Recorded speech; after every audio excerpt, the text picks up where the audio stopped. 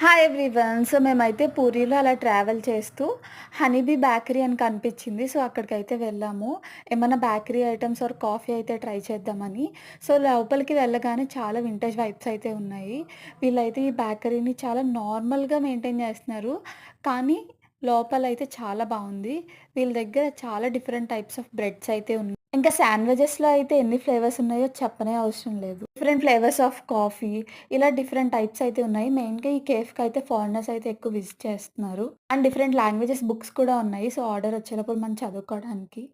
కాకపోతే ఈ బేకరీ కొంచెం ఎక్స్‌పెన్సివ్ అనే చెప్పొచ్చు. సో, పూరీలో ఉన్న బేకరీస్‌తో పోలిస్తే. సరదాగా హోమ్‌మేడ్ ఫుడ్ ట్రై చేయాలనుంటే బేకరీకైతే విజిట్ చేయొచ్చు.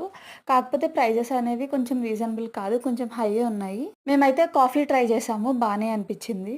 బట్ ఫ్రెండ్స్ అండ్ ఫ్యామిలీతో అయితే ఒకసారైతే కంపల్సరీ వెళ్ళొచ్చు. మెయిన్‌గా యాంబియన్స్ అయితే కొంచెం డిఫరెంట్‌గా ఉన్నాయి. ప్రైజెస్ కూడా అలానే ఉన్నాయి.